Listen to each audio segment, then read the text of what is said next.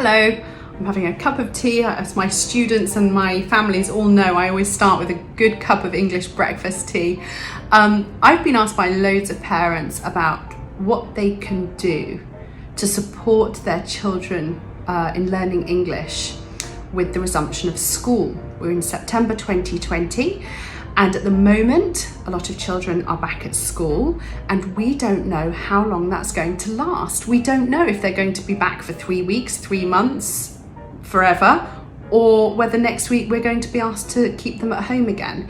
And this sort of time, this very tumultuous time, really does have an effect on learning. Children are thirsty for knowledge. They want to learn, they want to improve, they want to show off what they know. And what's been very interesting for us over the last 8 months is noticing the progress that children do make over the time they're in class. So we always know what progress we're making because we track it and we record it and we feed back.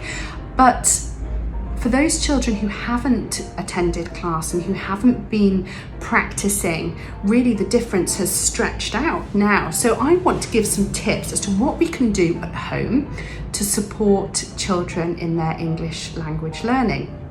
I'm talking from sort of 3 or 4 years up, where we're starting to learn sounds and learning to read. So please do practice sounds at home. I've posted a video which has shared all of the set 1 speed sounds. That's the short vowel sounds and consonant sounds. And have a look at the videos. Practice, copy, stop, have a go, and repeat. Look at how I form the sounds with my mouth. And it's a really good way to practice. And then you can play games with it. So for example, you might want to play a game of I Spy using sounds. So it might be something like, I spy with my little eye something beginning with B, and you're looking for a ball. Or I spy with my little eye something beginning with S, strawberry. You can look around your home and you can play this game for ages, finding objects and using sounds. It's a really good way to practice sounds. The next thing you could do is practice blending. Now you might think you're not a qualified teacher, you don't know phonics, but you can have a go. What this does is really helps children learn to blend sounds to read and to decode words to spell. Now that all sounds incredibly technical, but don't worry about it. Saying sounds to sound out a word gets the children into the idea that all those sounds they've learned come together for a reason. We use read writing and we call that Fred talk or Fred fingers to spell if we're decoding.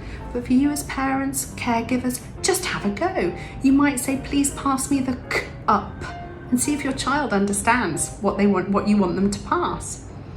Perhaps you could ask them, what's that on the table? Oh, this is the f or k fork, or the ch op st ick s chopsticks. It's a really good fun way to play around with words and have a go. It's all great practice. My other tip is have a go at practicing writing. For little children, please don't fuss about having neat handwriting and having it all sitting on the line beautifully. That can come later. But what you could do is get a whiteboard, a mini whiteboard, or a big piece of paper, and give the child a crayon or a highlighter or a whiteboard marker and say some sounds and see if they can write them down. Make them into pictures to make them interesting. There's all sorts of fun things that you can do at home to support that. So my final tip of the day is all about reading. We bang on about it as teachers, and parents probably struggle with their kids. But here I'm talking about young children. I'm talking about little ones. If you can allow some time in the day for reading, that is great. It's such a good practice to get into. You know, it doesn't matter. Brushing your teeth in the morning, a quick read before a lunchtime nap, a quick read in the afternoon, before dinner, before bed. It doesn't matter when you do it.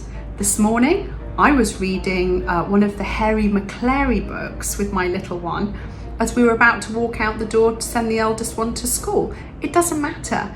If they're interested and the time's right, pick up a book and go for it. So what can you do? In the early days, you're reading the story to the children, right? They can't read those long words, but they love it. They love to hear your voice and they listen and they learn that vocabulary. It's a special time. As the children get a bit more clever and advanced and they learn more words, you can start to ask them, what's this? Oh, it's a sunshine. Well done. What's that? It's a snowflake. Okay, can you point to the dinosaur? Where is the ball? You're right, it's under the bed.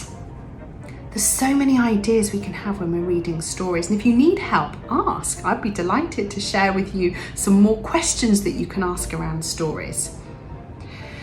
As the children get more used to the stories, if they're anything like my children, they want the same story again and again and again. And I think most of my children's stories I know by heart because I've read them so many times.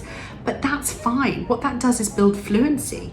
And you can start to read in funny voices, or you can ask the children to read in funny voices. Even better, when they know the story so well that you can stop and miss out words and let them fill in the blanks. They get a great sense of achievement out of that. The other thing you can do as well is to ask them for different words. So for example, oh, it's raining. Do you know another way of saying raining? What if it's raining very gently? Maybe we say it's spitting. Well done. What if there's so much rain coming out of the sky that you can't see? We might say it's pouring, or it's raining cats and dogs, and let the children come up with the ideas. They're all fantastic ideas. I hope those tips have been useful, and I look forward to seeing you again, perhaps with another cup of tea, maybe a different mug. All right, bye for now.